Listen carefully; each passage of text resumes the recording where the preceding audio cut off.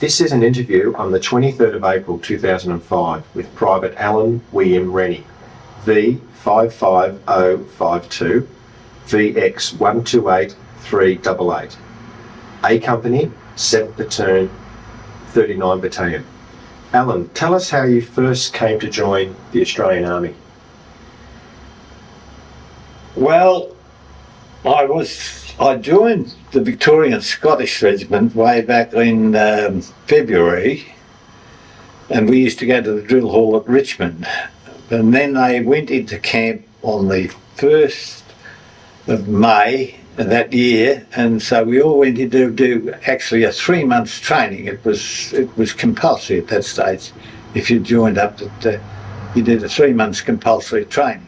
So I stayed in. After we finished the 3 months, I decided that I'd stay in because I'd enjoyed it and found that the life suited me. So I just stayed in. And then I was just doing casual work. At one stage, I had all my licences by that time, the motorbike licence and car and truck licence.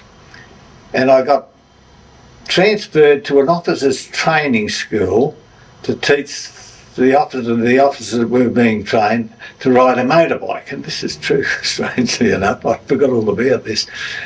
And we had a Triumph. I had 2 Triumph 500s. They were army bikes, and I had to teach all these men that were going to become lieutenants at this training school at Man Young. It was down at Mount Martha, and I was there for 2 months teaching all these officers to be how to ride a motorbike.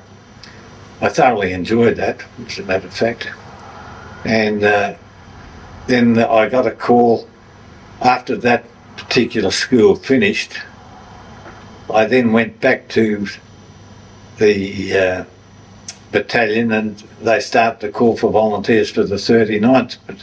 So there were a whole platoon of us, all decided to go up and join as a bunch. We all came from the Victorian Scottish Regiment, and then all the 7 Platoon were all from the VSR when we joined the 39th Battalion up at Darley. And from there on, I think we did all our training there. We were there from May. Or was it after May? No, I think it was around. I did 3 months first, May, June, July. Must have been August or September when we went up to Darley and we joined the 39th.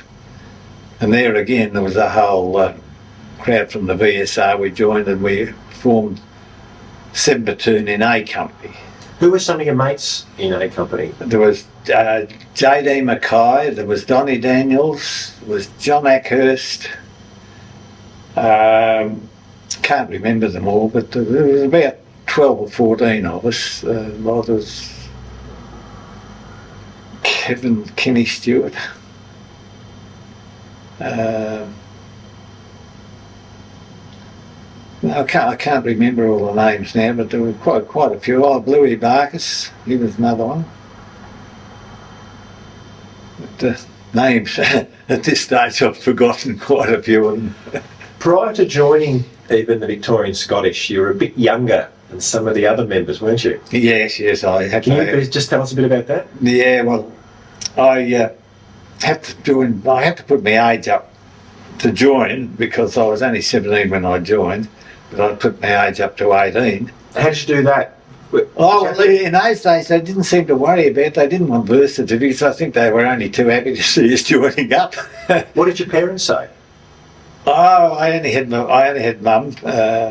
My father was divorced, but his number, funnily, was enough. He joined up the first day of the war. His number was NX34, and he joined up the first day. He was an officer. But I, as I said, I'd still continued on because I was an apprentice at that stage, and I decided when we got a colour with the VSR, I then decided to go in. And you've kept that underage secret all the way through the war? Basically, yes. They used to call me young so-and-so because I was a bit younger than the others. So, with the 39th, you were at Darley, Yeah. and you sort of carried out all your basic training with the 39th up there. Up at Darley. What do you remember about Darley? Oh, well, I was a bit fortunate there. I was one that I'd got my licences down with the VSR, the motorbike licence, the carrier licence, and the car licence, and anything that was around I got a licence for. So when I got up there, I became the Donna for the Colonel. There was a session called the Battle of Karangamite. We were going out on a bivouac type thing. It was a 7-day thing. And there were goodies and baddies in it. And This is around Cressy in yes, Victoria. all at that time, yes. And so I became the Donna for Colonel Conran. The battalion commander. The battalion commander, and he always used to go in the staff car, and I was on the bike behind him as a rule, because if he wanted anything he'd pull over and give me an order and I'd whiz off with it, and there was another staff car behind me. I can't remember who was in the car behind, but Conran was always. And at one stage we were on this bivouac, I suppose we could call it, and we were hurtling along the road, and this guy, I was following because I was on the motorbike and I had to keep up with him. There was a cow. I saw this cow about 30 yards away, and he walked straight out in front of me. So I couldn't stop, and I cut him in half because the old number plate went up and down the guard. I had no hope of stopping, and I went whack. So it cost the army 15 quid for a cow. After I'd finished up with that, I was lucky. The cow, I could have had no chance of laying it down or anything. So I went straight over the top. Luckily, I landed on my feet and I was running, as I hit the ground. So I didn't get hurt, but the poor old cow, they dragged it off the road. Cost the army 15 quid, I found out later, they told me. So then I had to ride the motorbike because I couldn't straighten the bumper bar, the handlebars up, because they were all bent. So I had to head back to the depot because the handlebars were at an angle of about 45 degrees while I was trying to ride the rotten thing. When you were at Darley, a lot of the veterans tell us that during that time, the morale and the feeling with the battalion was quite strong and grew. Was that the case with you? Oh, very strong, yeah. We knew each other. All 7 platoon had come from the VSR, so we had bonded very well together, There was... we were a happy bunch, We'd go into Bacchus Master, the dances on Saturday nights, and we had a good time. I don't think we really thought about the war and what we were going to eventually, come to, because at that stage there was no talk of us going overseas. In fact, I think originally we thought we were going up to Darwin as a reserve for up at Darwin. That was the original idea, from what I gathered, that that's where we were going up to mind Australia in the first instance. But what changed it, I would never have a clue, but it just turned out differently. They only gave us about 3 days' notice that we were going overseas. None of us got leave. I can put it on record one there that I grabbed a bike and flew home to tell Mum. So I was going. I didn't tell her where, but I just said, "Look, I won't be seeing you for a while," and that was it. So then I rode back to camp and I grabbed the bike and rode back. Nobody actually knew about that. That was off the record. But Mum knew I was going. And I said, "I won't be seeing you for a while." I didn't know where we were going, so I couldn't tell. I said, "We're heading out." I said, we're having Christmas dinner and we're taking off. That was on the 24th I sneaked out because we had Christmas dinner, and on the 26th we marched out. Then we headed straight up to New South Wales to the Aquitania. And what did you think when you finally saw the Aquitania? I looked at it, I thought, it's a boat trip, this should be all right. We didn't have a clue where we were going. But none of us were, we were still a happy bunch. We were worried. In fact, a lot of them were taking their tennis rackets and golf clubs and God knows what. I wasn't that silly. I thought, no, there's nothing I wanted. Well, I was a football more than anything. If I would have taken anything, it would have been a football. Prior to going up to Sydney, Alan, were you involved in the battalion march through Melbourne? Yes, I was. What was that like? That was an experience. It was good. It was good, I think, for the whole battalion. I think in fact, I was lucky enough to be in the front row, and we had our photo taken. It was put in the paper in the Argus, and I know Mum she saw it, and she got a photo, and she was very happy to get it because I happened to be in the front row. And that was in full battle order, was it? With full race, yes, and everything like that. Yes, and we marched through Melbourne. And then we went straight back. At that stage, we didn't know we were going overseas. This was just, I suppose, a PR maybe for the army. I wouldn't have a clue. So the Aquitania was a big old liner. Oh, big old. She was a 45,000 tonner.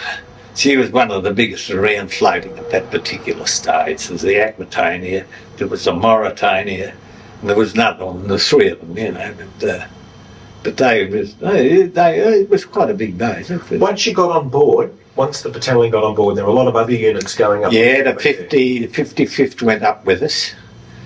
There was a mob. There was a light ACAC. A light ACAC. They finished up on Parga Hill at Moresby. And there was a hospital unit. And a hospital unit. Yeah, there was four of us, the 53rd and ourselves. Did they let you know where your destination was? Did not have a clue where we were going at that particular stage. They said, well, you're going overseas. That was as much as we knew. Once we were a couple of days out, we knew we were heading up to Moresby. We'd never heard of Moresby, or I hadn't. I thought, oh well, that's it. And the trip was fairly uneventful? Uneventful, yeah. We had a couple of boats. We were in a convoy, and we were convoyed up by 2 corvettes and 1 destroyer. And we had a ship called the Sarpedon. There were 3. I don't know what the 3rd ship was, but the old Sarpedon, it left us, and it was heading for Rabaul, and I believe it got sunk going to Rabaul. But whether we were going to Rabaul or not's another matter. I think we were, but because we were going in to relieve the 2nd, 22nd from what whispers we heard. But we finished up going into Moresby, and that was it. On the way up on the Aquitania to New Guinea, you had a bit of a run-in with the commanding officer and one of the sergeants. Can you tell us about that? Larry Downs was his name. Lou Edwards and myself, it was very boring on board boat, but Lou had brought along a Crown and Anchor game. So we decided to run this Crown and Anchor game, and we had a big crowd, it was a betting game, you could bet on it. And we were running it, and Larry Downs, who was a corporal, I think, at that stage, he came along. He must have taken this like permit, because he said, oh, right, Rennie, you can go down and peel the spuds for the lunchtime meal. I said, no, not me. I said, you get one of your own blokes. And with that, he put me on a charge. So I thought, oh, well, that's it. So that was on, was it New Year's Day or the 3rd of March, the 3rd of January, I can't remember what day it was now. Anyhow, I went up before the poor old colonel. He said, what are you doing here, Rennie? And I said, oh, well, apparently I did the wrong thing, sir. All I got was a reprimand, which was lucky for me. But it was a good thing you knew Colonel Connor. Oh, yeah, it was a good thing. I think I knew him, because he said, what are you doing here, Rennie? I said, I've done the wrong thing, sir. He said, well, you're right, he said. Anyhow, I didn't get fined or anything, but I got a severe reprimand. That was it. And you met Larry Downs yesterday for the first time? Yeah, for a long time, yeah. Long time, yeah. At the reunion. Yeah. When the ship arrived at Port Moresby, what did you think? How'd you feel? Oh, well, it was a lovely little harbour, Moresby. But I thought, and all these days, the first thing that struck me, all the snow sharks there, because all the natives were swimming out and around the big ship.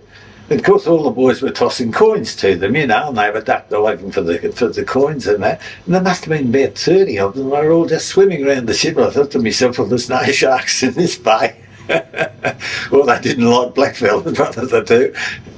So, but yeah, they were throwing money over, and these blokes were diving after it. But, that was the first introduction, as far as I got, as far as getting into Moresby. Then we had to get offloaded, got taken in by small boats then. Because the ship was too big to come. Oh, too big to, couldn't land at the wharf. So you disembarked and then you headed off to this. We headed off, and we lined up all the 39th. We lined up, being 7th platoon. We were the leading platoon actually, because the others were all headquarters company. And they said, righto, we're marching out, and we weren't too sure how far we were going. They said, oh, we'll march you out. So we just took off. We marched and marched. We got to 3 Mile Murray Barracks. We said, here we are. No, that was just keep going. So we kept on going. We finished up at 7 Mile Drome. So straight off the boat, we finished up marching 7 miles, fully packed, straight out to the Drome. And we finished up on one side of the Drome to, I suppose, originally protect the Drome. Well, that's, I take it, was what it was going to be. And we were there for quite a few months, 2 or 3 months. We were there just wandering around. There wasn't much at the beginning there at the 7 Mile? No, it was a very, actually there was only one plane there at the time, and it was an old aluminium plane made in Germany. I forget the name of it now. It was a Bertram or something like that. But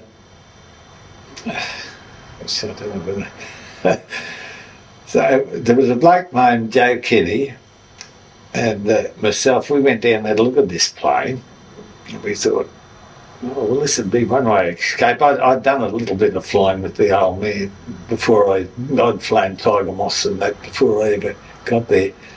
I said to Kenny, I said, well, there's one way out if we've got to. I said, we'll have a look over this plane and see if I can fly the rotten thing. So we had a look over this, and I said, well, it just looks the same as the old Moth that I was flying, except it's got a few more instruments here and there. I said, that'll be a way out for us if need be. Anyhow, that wasn't to be, because they bombed the damn thing about 2 weeks later. The Japs came over and they opened up. They must have known we were there, because they opened up and dropped bombs all along.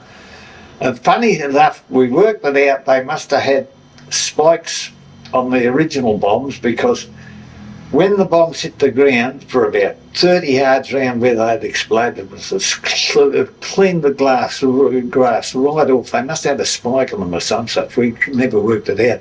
But it cleared, it was just dead level, as though nothing had been there for about 30 yards round where these bombs had hit. So obviously they weren't meant to explode and blow holes in the ground. They were just clearing the ground. So we thought, oh well, we've learned something here, you know. The 7 Mile got bombed a lot. It got bombed quite a few times. Well, they were trying to knock the runway out. That's what they were trying to do. But we heard later that they used to come over en masse, but we heard that it was only the lead plane that had a bomb sight, and they used to pattern bomb. And that's the way they got the McDewey, as a matter of fact. When they got the us down the wharf today, we were unloading the McDewey at that day, and we got the warning, and some of our blokes were killed on the McDewey because they didn't get off her in time. They were on board putting the stuff onto the cranes to lower it over. But they got the McDewey the second day, and we lost five of our blokes on that, you know. Had you been unloading on the McDewey also? Yeah, I was on just prior to that. Yeah, I luckily there again I was lucky, because I was driving one of the trucks. And they'd fill the truck up, and we were carting the stuff back, you know, off. And I was driving a truck at that particular stage. And they were the first casualties of the 39th? Mm? They were the first casualties of the 39th. And one bloke by the name of Evans disappeared. We never ever found him. We don't know what happened to him. And I think it's reported in their log that he just disappeared. Whether he was on board the ship or some such, But we lost 3 blokes on the ship when it got hit. So the 39th had quite a few anti-aircraft positions around the 7 Mile. No, we didn't know. We didn't have any, what you'd know as anti-air. We only had our Lewis guns, which were mounted, but they weren't anti-aircraft. You could never call them that. Did you have a pot shot at any Zeros coming in? I wasn't on a machine gun, but a couple of the boys made a very bad mistake when our Kitty Hawks were high. They thought the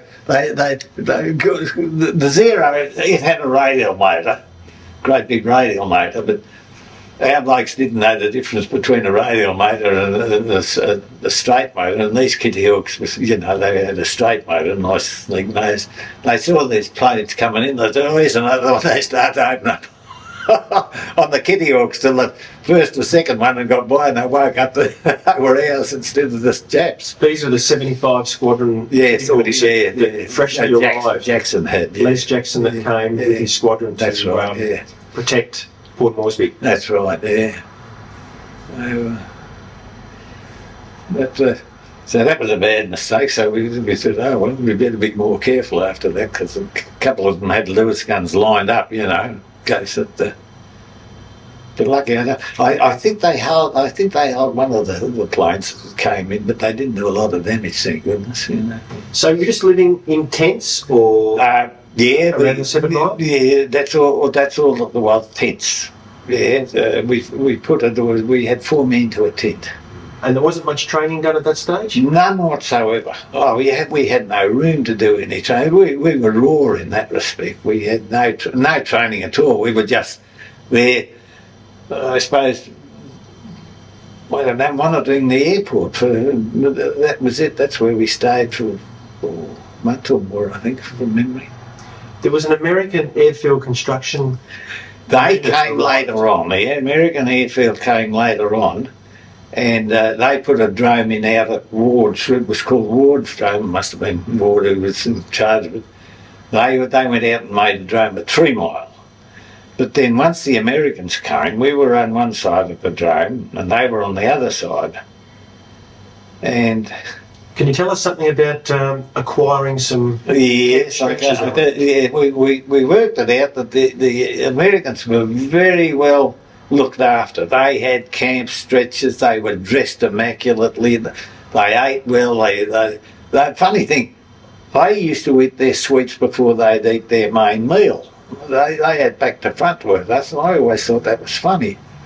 But anyhow, we got together and we thought, geez, there they are, they're living like they ate much better than we did, they were dressed better than we were.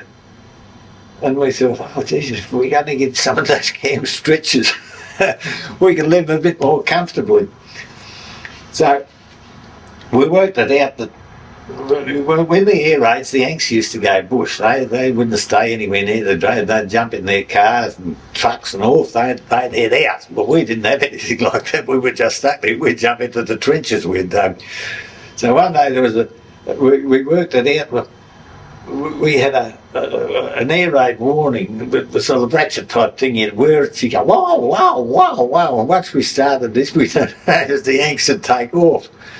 So we thought, that's an idea. So one day, it was pretty quiet, we were doing that. We thought, we'll see what happens. So we got the old air raid warning, turned her over, and wow, and these Yanks just took off. So we thought, here's a chance. And as they left, we took across the drain and raided their tents and took their stretchers. They had stretchers. We were only living on pallet houses that were filled in straw. So we finished up with getting some nice comfortable stretchers and stuff like that. But, that was another phase there. So you were mainly involved on the transport side? I finished up on the transport side basically, because I was one of the few that had all the licences. I got them back there, and then they called for. They formed the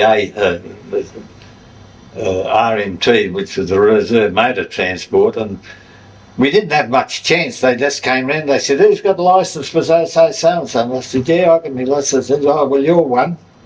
I said, what do I mean I'm one? They said, oh, well, you've got to go to the RMT. They said, they've just formed this company, you got trucks and no drivers. I said, oh, fair enough. So that's when I left the 39th Battalion, because I didn't realise at that stage that we were going into action or anything like that. And I thought, oh, well, I can do that job just as good as I'm sitting around down here on the drome. I might as well drive a truck. So that's what so I then joined what was known as the 125th RMT company, which was later known as the 141 AGT, which was the Australian General Transport Company. Prior to leaving the 39th, Alan, your platoon commander, was that Dave Shields? Dave Shields, no, originally we had a bloke called Steve Vance. Dave was only a sergeant when we first went over there. Steve Vance was he was from the VSR, and just one day Steve Vance disappeared. We never knew, well, won't say anything about that. Anyhow, Dave Shields was a sergeant, and he got promoted then to a lieutenant, and he took over he looked after the 7th Platoon while we were at the drone there. Who was your main platoon sergeant? Was that John Ackhurst? John had 8 platoon. We had Billy Guest, I think. Was Billy Guest? Was it Biscuits or not? I think it was Guesty. Well, no, Guesty had 8 platoon. Yeah, John would have been John Ackhurst, yeah, had 7 platoon. And you knew company CSMs like George Mowat and Jim Cowie? Yeah, very well. Yeah, they were First World War blokes, and they looked after us. We were children as far as they were concerned, and they treated us as kids. And they taught us everything that we knew while we were there. There's no doubt about that. Jim Cowie was the best bloke with a rifle I've ever seen. Yeah. Alan, after you transferred to the 125th RMT, which later became known as the 141 AGT, you were involved in transporting a lot of troops around. That's correct. And yes. supplies. Did you transport some of the 39th Battalion? Yes, we took some of the 39th up as far as we could, but from memory it was Dobadura that we took them. We had a couple of convoys where there was probably 10 trucks involved in the one convoy, and then sometimes you'd be going singly if there were only a few reinforcements to go up. But originally, when we if we were moving a battalion or something like that, or anything up to 12 trucks, we'd go down and we'd line up in convoy. We'd have an officer in charge of the convoy, and he used to do all the directions when we moved and when we didn't move and things like that. How long did it take to get to Dobadura? The roads must have been... Oh, they were pretty crook, yeah. There was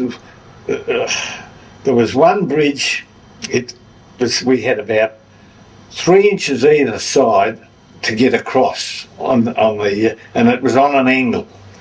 And you had to line yourself up. You had to you couldn't drive onto it because it was too sharp of angle. So you had to come up and then back out and then run head on into it. You just couldn't drive onto it because it was too sharp the way it was. So you'd get up, you'd run up, and then you'd back out and you'd line yourself up to get it across, because you only had about 2 or 3 inches either side.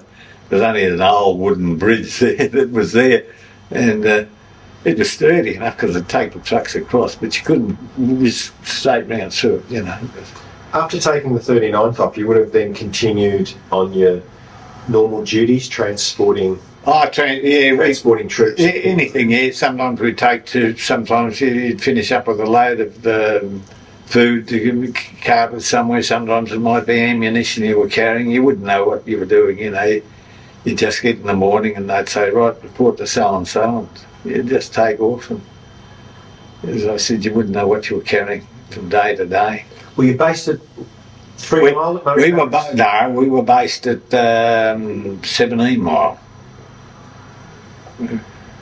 We were out, there was an old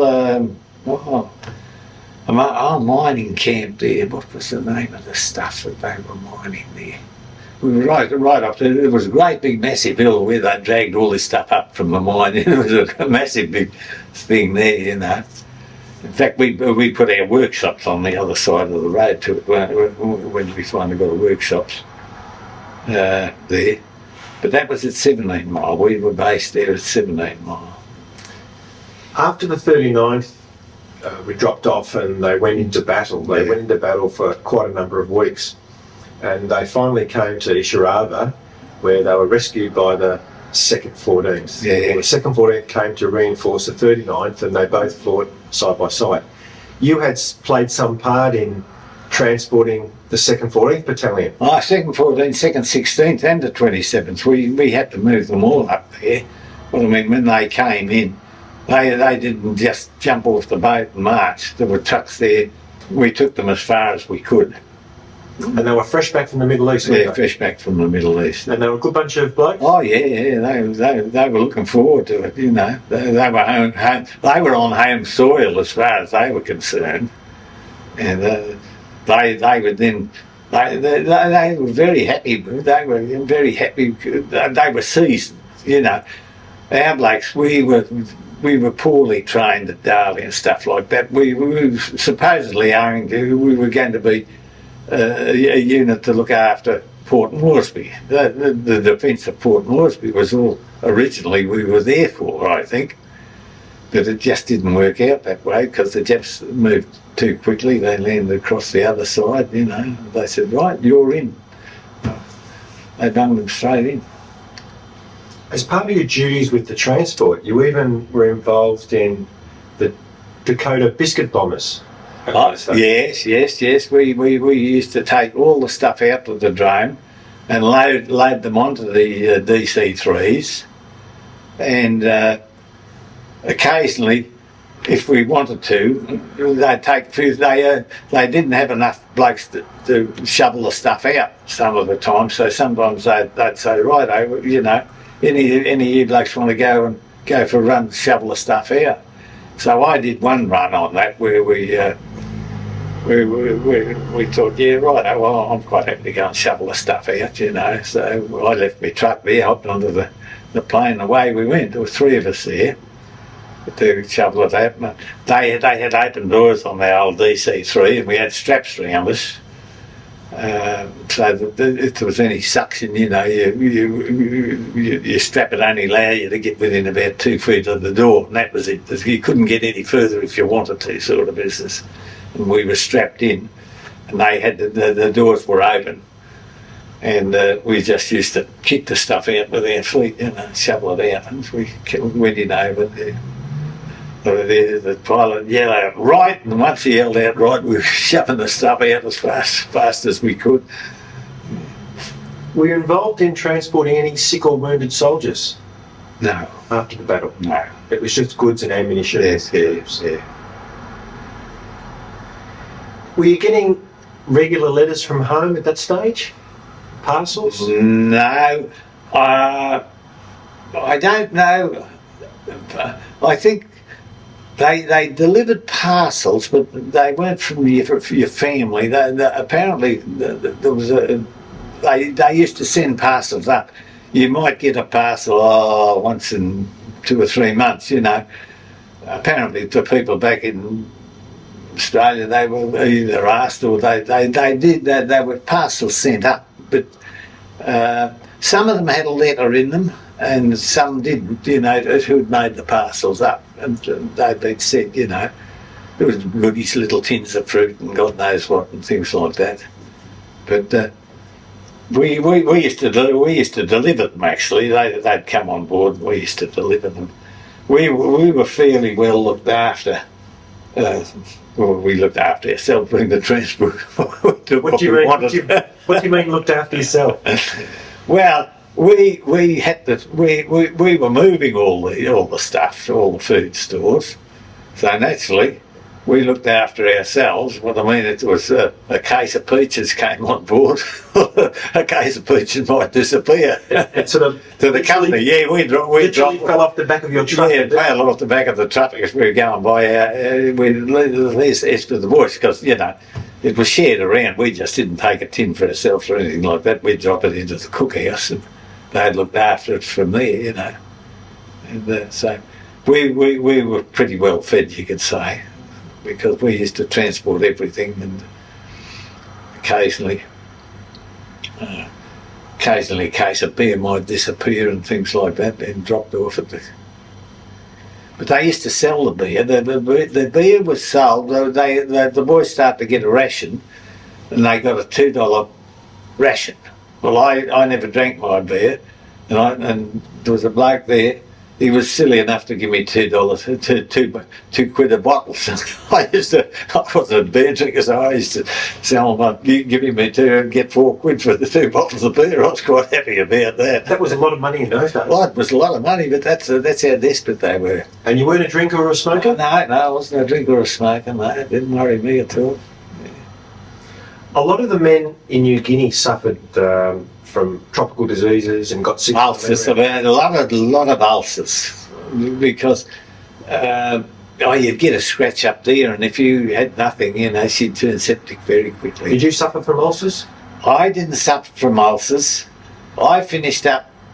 I got a lot of acne on my back, because when I was driving the truck, your back would sweat, and my shirt, it'd be wet within a half an hour, and there's nothing happened to it. So I used to drive without a shirt on, and I got a little bit of acne, but I wouldn't let anyone else drive my truck anyhow, because because most of the boys used to drive, bare skin, so you wouldn't let anyone drive your truck, because if they had acne or something like that, you'd probably cop it off them.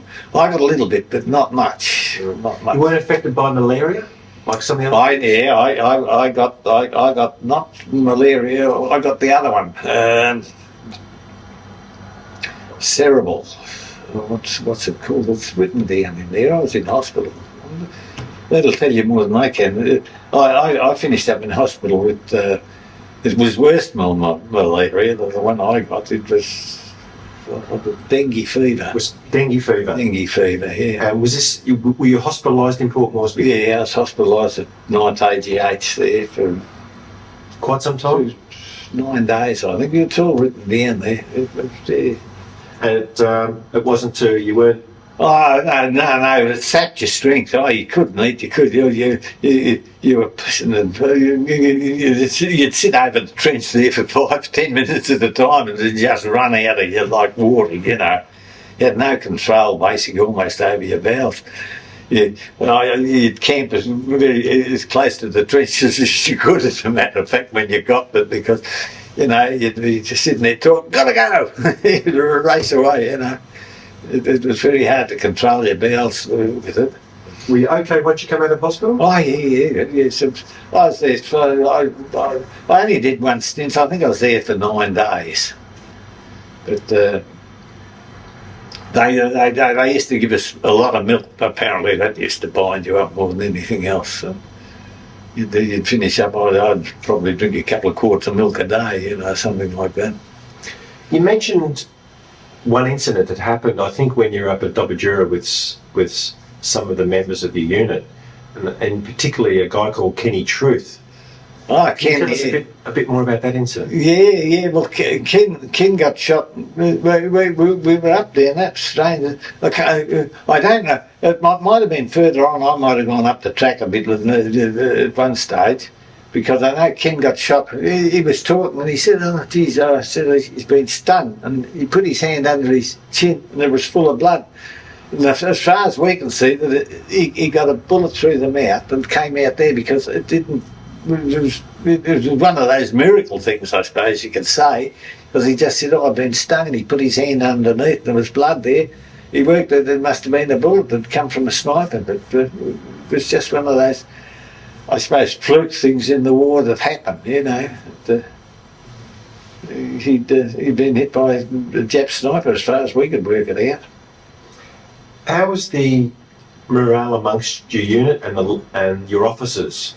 Oh, it was always high. There was never any downheartedness or anything like. There was always jovial, Well, it got serious, but there was never any despondency amongst the troops at any stage, as far as I could see. And how long did you spend in New Guinea with transport unit? I was up New Guinea. I was up there for 2 years straight before I got a break, and I came back on leave. On a ship? On a ship, the old roll like a bloody. Was it the Taruna I came back on? Yeah, I think it was the old Taruna I came back on. It rolled like a barrel. It was. There was another one started with an M. They used to shuttle the troops backwards and forwards. Yeah, I came back on board. I think it was the Taruna. Back to Melbourne? Then the Sanananda. Sanananda was the other one, I think. Back to Melbourne? No, we came back to Townsville. We disembarked at Townsville. And you had a break and... No. When we came back, you jumped straight onto the train. There was a train there waiting for you, and you chuffed all the way down then to Brisbane on the train. And then from that train there, we got a train into New South Wales. We swap over on the same platform. They had a 3'6" gauge, and we had the 4'8" gauge on the New South Wales line. That's why they couldn't go right through. So the train had pulled in on that. We'd just march across the platform straight onto the other train with the 4'8" gauge.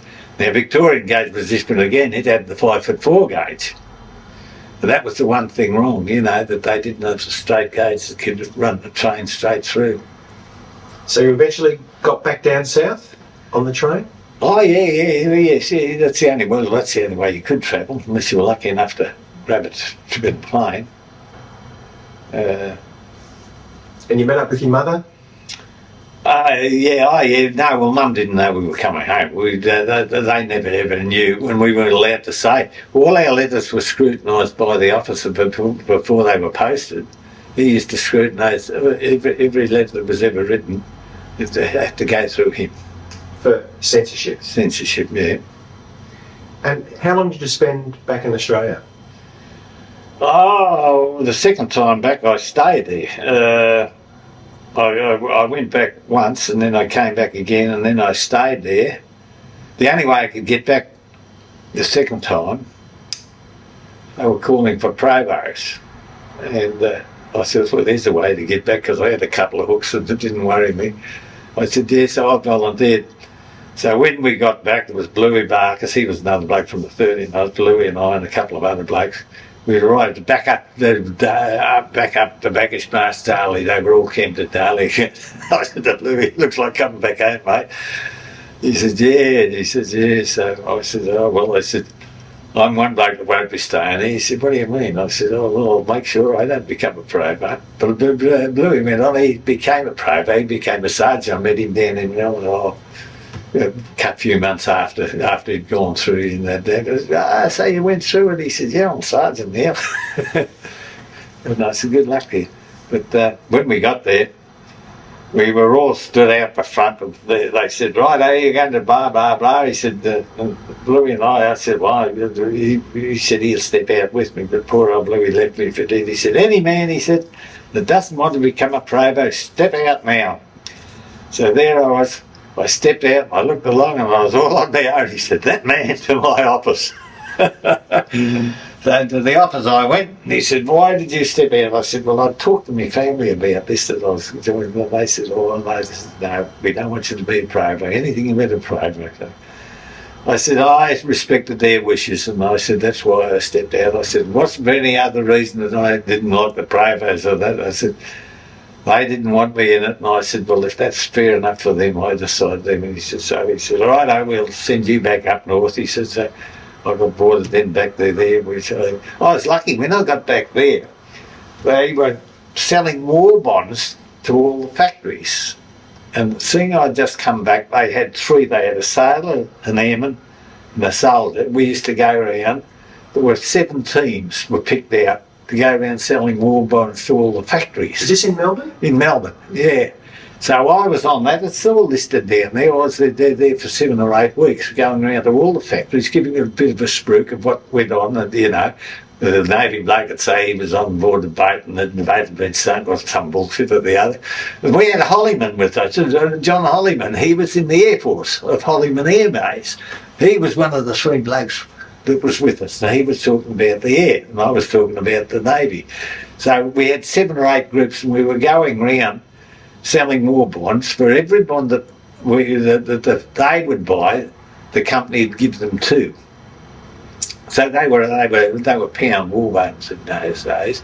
So we used to talk. I said, look, it's a 2 for 1. You buy one, you get 2 3. So we were selling war bonds at that stage. It's all listed there in the thing that we were doing. That was great. I was on that for 7 weeks, and then they knocked it down to 2. So there were teams going everywhere. Then they decided to knock it back to 2, so they looked to see the records. And I'm one of the first 2. I think we were selling more bonds than anyone else. They kept us on then for another 5 or 6 weeks, I think it was, going around. So we had a good blow doing that. You know, it was great fun selling war bonds. You'd go there and you'd give your little sprig to all. They'd all get time off from work, 10 minutes, half an hour, something like that. We'd go around the factories and tell them all about it, and then they'd sell them all bonds. And you're in your full army uniform? Oh, yes, as a corporal at that stage? Yes, yeah. Oh, yeah. And after the war bond? Then I came back. It's all written there. And after the war bond series, I got, where did I go to from there? We came back, and I went back to Brisbane. I was in bipod Brisbane. I don't know how I got back up there. I think I was allocated up there to bipod Brisbane because I'd become B2 by then, because of my glasses. I got B2'd. That's right. I was out of Kananga. That's where I got B2'd. I got sent out to Kananga, which is the Jungle War Training Centre, and I was there for bloody near 6 months. And the only way I could get out was because I was a corporal when I went in there. So that was good. They didn't want to take anyone, you know, because we were all NCOs at that stage to do the instruction work, and I was out there for 6 months. Instructing jungle warfare? Jungle warfare. Yeah. And you wore glasses all through the war, didn't you? Yeah, I wore glasses all through the war, and I wore glasses then too. And that's the only way I got B2. The old army doctor out of Kananga, I got jack of this. I'd been there nearly 6 months, you know, it was a monthly course going through. It was hard, and it was hard. We had, at one stage, it was real bastardry, at one stage we had 2 ropes that they had to walk across this, not a creek, it was a real, almost flowing river there, you know, and they had to hand over fully packed and laden. They had to walk across this bloody great gully, which was about 30 feet down to the water. And we were real bastards. I had a big bloke on the other side, and we'd get about there, sent 3 across at a time. So when they were halfway across, we'd nod our heads, so we'd get to shake the bloody things. We'd shake these bloody ropes. But only the strong survived. And at the end of the day, we ducked over and get all the rifles that were in the water. Once they lost the footing, they were gone. They were hanging on to the... And only the strong would survive, in other words. We'd only do it for about 2 or 3 minutes at the most. Half of them would go into the water fully packed. And it was rugged, I suppose, you know. It was one of those things that went on. Yeah, and the Jungle Training Centre would have only been newly opened. Oh yes, it was only a newly opened thing, and it was hard. It was known as the staircase. You could see the 3 levels. The first level, then the second, then the third level. It was out there. We called it the staircase. So a lot of instructors would have been campaign yeah, basically. In fact, Billy Guest, I didn't know Bill was up there instructing too, probably at the same time as I was, but I didn't know that, you know. So considering you probably had no jungle training in the 39th at all, this would have been some help for the new troops. That's right, yeah. Yeah. So most of the battalions went through Kananga? Oh yeah. Well, not only battalions. We were putting We were putting ACAC through. We were putting ambulance brigades through. Yeah, nearly everyone that started to go up overseas went through, whether they were bloody ACAC, ambulance car companies, or anything at all. They all came through Kananga first to do a month's training course there. And I was there for 6 months, you know, running them through one by one through the business. And after 6 months, you thought, I had enough of this. I got to the doctor. I said, "Listen, doc," I said, "I've been there 6 months." And I said, "The sweat." I'd carry three rifles at a time sometimes on the march. Poor buggers couldn't. I was as fit as a mallee bull. I was 14 stone 2. I was all muscle at that stage. You had to be to do the course. And I finally said to him, I said, "I've had this." I said, you know. Because I'd finish up with 3 rifles, carting along. Some of the poor buggers, they had it, you know, by the time. And I said, "Give us your rifles," and they'd throw it on me. You know, they'd carry 3 rifles along half the time, because some of them were that, you know, they were buggered. It was a tough course that they were going through. You know, it was so as I said, they were all soft to see. They'd never done any real training, and this was their training before they went up there. You know, they went out to Kokoda. So at least some of them had a fair chance of, you know, surviving once they got up there. was this about 1943, 44? Oh, 43, 44, that was there. I could look on the records and find out when I was there. So what happened after you became Category B? Well, after that I got back, and I finished up. My old man, he was in there, he was a major, he'd been overseas, his number was NX34. He'd come back and he finished up in the third Ost vehicle workshops. He was in charge of that. So I wasn't in touch with him at all much, and then I said, I'll give him a ring. See, I gave him a ring. He changed his name to Williams for some other reason than the other earlier on. And so I rang him up, and they never ever knew that he was my dad there, and we never let on that I'd gone back there. And, so he claimed me through there, and I finished up down there at Third Ost Vehicle Workshops, which he was in charge of. So he looked after you then? He looked after, he said, "I'll make you sergeant." I said, "No, I don't want anything like that." I said, "I'm not interested in that." I was a corporal at the time. So he said, "Oh, you can get in the sergeant's mess." I said, "No, I'm not interested." I said, "I'm not like that." So then when they got called, he went over to Japan. He wanted me to go with him. That was the greatest mistake that I ever made. I said no. I should have gone. Was that in the occupation force? Yeah, occupation force. He went over there, and he said, "Yeah, come with me, Alan." He said, yeah. And I was just been going with this bird at the time, being, I really want to carry on in the army. He went over there, see, but I didn't. I could have gone with him. He said, "Yeah, come on." He said, "I'll look after you." I said, "No, maybe." So he went over there as the occupational force. So I'm sorry I didn't go later on. I thought, I bloody think I should have gone. So you ended the war up in Sydney? I ended up in Sydney, yeah. The old man finally claimed me. He claimed me to so they didn't know, nobody knew there that he was my dad, because he was under the name of Williams, Major Williams. And it was only that I said, "Oh, well, if I'm B2 now, so I may as well, you know, go back and do something I could do properly." So I was a mechanic, so it was good. So we were then restoring army vehicles for resale and things like that after the war ended. And Is this up at Ryde? yeah, that was at Ryde, yeah. And after the war ended, did you continue on? I continued on because it was you got out by numbers. Like all the married men, they worked it out on numbers. You got points for being married and how long you'd been in, and they discharged you under a point system. So I had low points as being single. You got overseas points for, I had 2 years of overseas points and stuff like this. But I was quite happy. I wasn't very anxious to get out because I was a sweet cop there doing we'd go out every night, you know, and we had a nice soft bed and things like that. So I stayed in. In fact, I was still in when I got married, if I remember, and I got discharged after I was married. I was quite happy about that at that stage. And then you settled in New South Wales? Yeah, I've been married twice. I married this bird. She was in the AWARs, always with the sailors, always willing after sunsets. That's what we reckon.